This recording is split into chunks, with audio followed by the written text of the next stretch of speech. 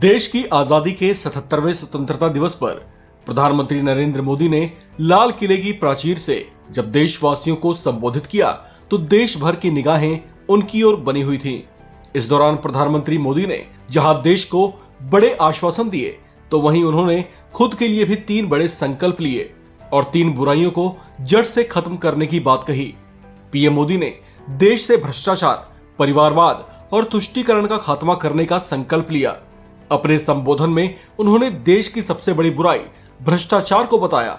उन्होंने कहा कि देश की हर तरह की समस्या की जड़ में भ्रष्टाचार ही होता है।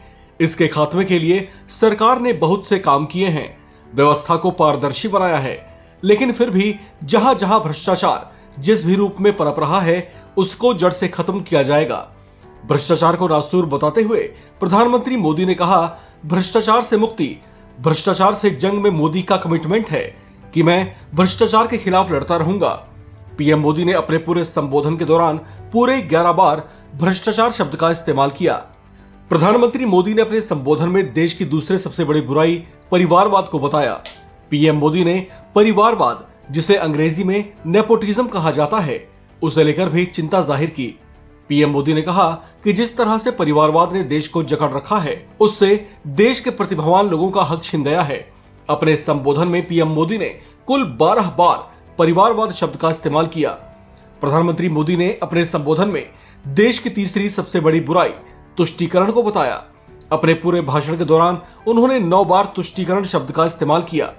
पीएम मोदी ने कहा कि इस तुष्टीकरण ने देश के मूलभूत चिंतन को और देश के राष्ट्रीय चरित्र को तहस नहस कर दिया है।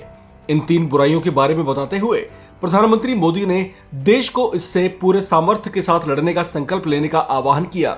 उन्होंने कहा कि इन 3 बुराइयों से देश के लोगों की आकांक्षाओं का दमन होता है और ये बुराइयां लोगों के सामर्थ्य का शोषण करती हैं।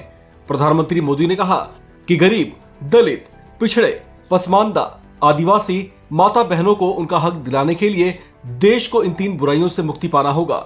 पीएम मोदी ने इन सब के अलावा यह भी कहा कि वे जब तीसरे कार्यकाल में लौटेंगे तो देश की अर्थव्यवस्था को दुनिया में तीसरे पायदान पर लेकर जाएंगे।